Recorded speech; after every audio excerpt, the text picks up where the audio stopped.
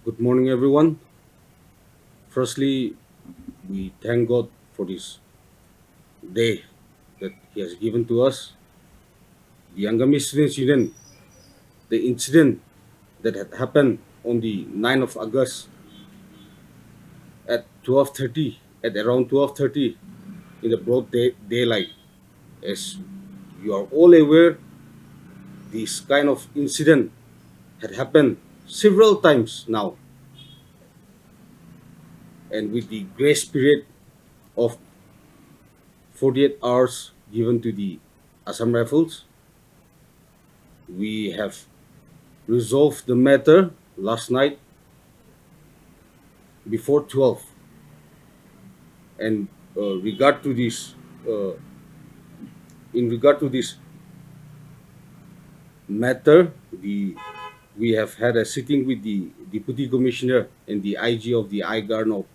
So, as for the meeting minutes as well as the clarification on the Angami Students Union, I would give the time to our General Secretary of the Angami Students Union.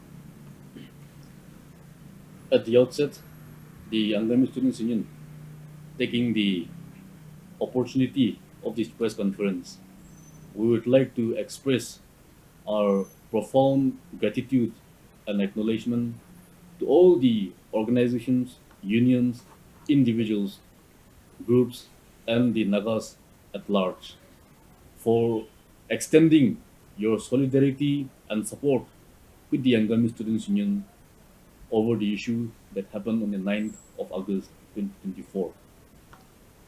The ASU, we would like to reiterate that after the issue came out and it came to the notice of the Angami Students Union, since then, it was the intention and endeavor of the ASU to deliver justice to a civilian and also to the Naga people.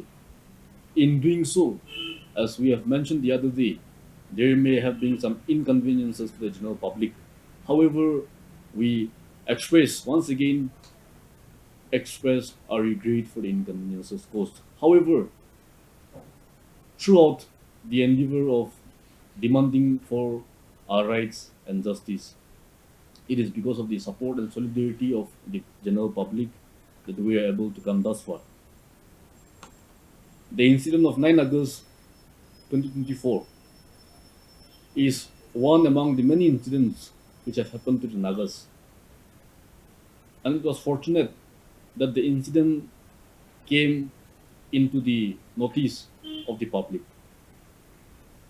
And therefore, the ASU would like to inform and remind all people concerned that every citizen or any individual residing in within our jurisdiction is as important as the president of ASU and as equal as the president of ASU.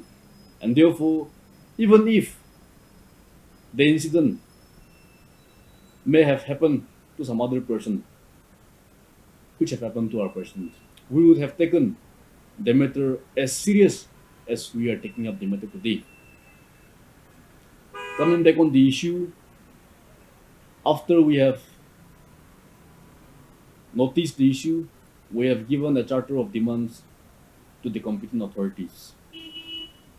Through a press statement, we have demanded that the Jawan concerned should be identified and he should tender unconditional apology, and that the Assam Rifles and the Aigar North should initiate disciplinary action against the Jawan concerned. Those were our demands. And we gave an ultimatum, a grace period of 48 hours. So within these 48 hours, we were expecting that the parties concerned will respond and reply in line with the charter of demands that the ASU has placed before them. But to the dismay of the Angami Students Union, as we have all noticed, yesterday they issued a press statement whereby the press statement issued from the end was misleading. At the same time, their statement did not have the full version of the story. So we were agitated, we were anguished, and like we have mentioned the other day, in the first place, they have denied assaulting our president in the venue. After which, again, the yesterday's press statement again never mentioned about assaulting our president, who is also a civilian. Considering all these factors, we have had a threadbare meeting and discussion with our forums. However, the deputy commissioner and the superintendent of police of Kohima district have taken the initiative to mediate on this matter. On their invitation, we met the deputy commissioner and the SP on the night this incident occurred. And on that very evening, we have made our stand clear of the three charter of demands we have placed before them and the general public. After which, yesterday, we were again invited by the Deputy Commissioner for Hima mediating on this issue. We have conveyed to the Deputy Commissioner that we will be willing to come to a certain agreement only if our demands are met. And if they are willing to come and meet our demands, then we will come to the coordination meeting which was initiated by the Deputy Commissioner. Late night, before the expiry of 48 hours, a coordination meeting was convened at the official residence of Deputy Commissioner Kohima, wherein ASU, we were there at the meeting, and also the IGAR North and his officers were present in the meeting.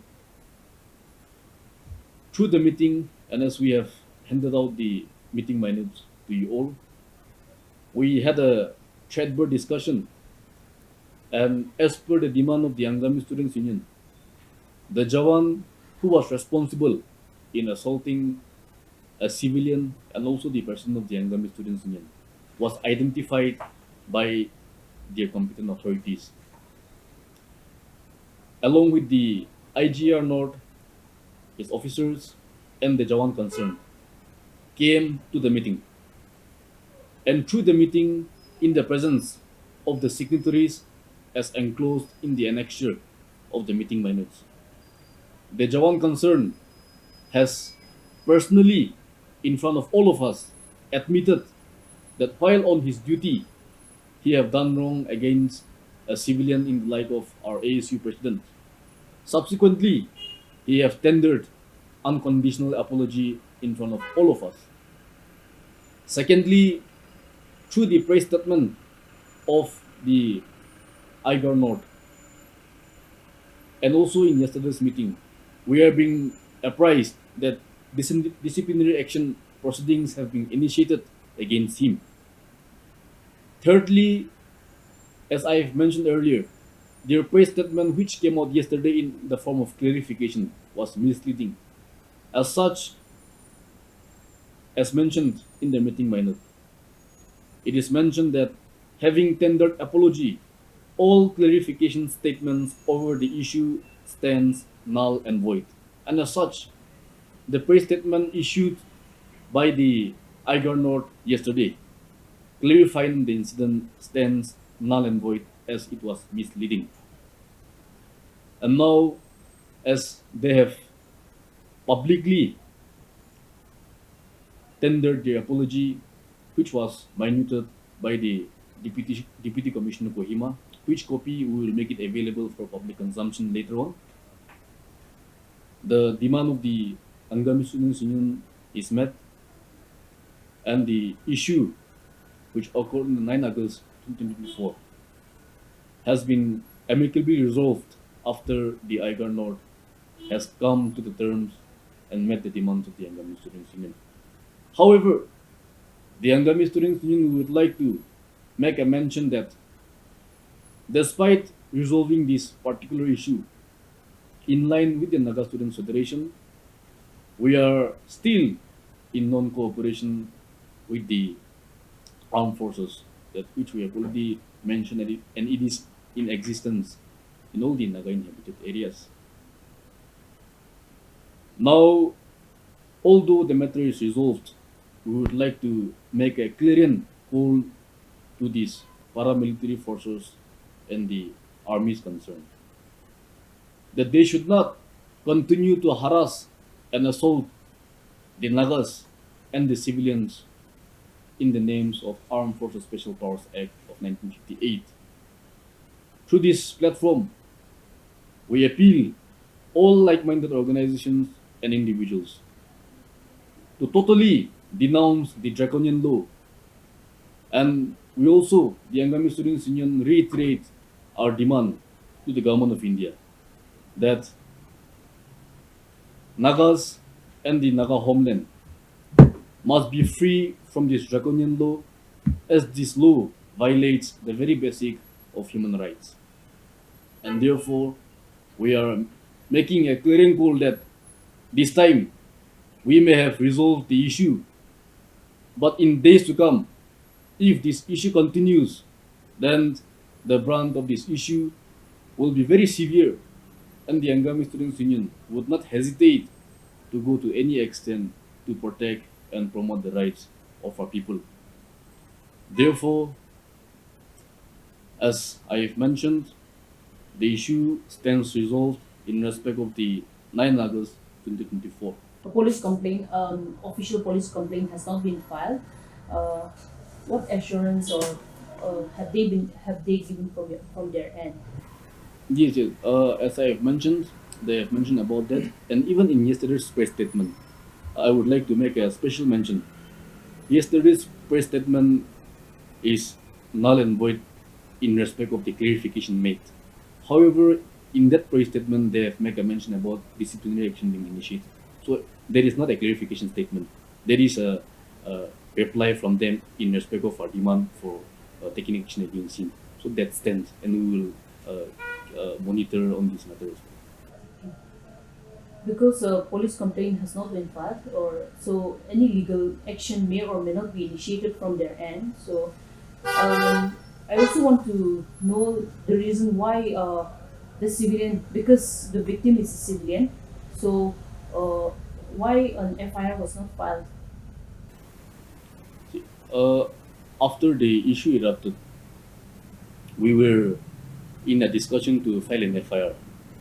However, the case being a civil case, and then at that point in time, since we are already in non-cooperation with the Assam Rifles and the armed forces, here we did not want to take the issue to the uh, Indian court at the moment.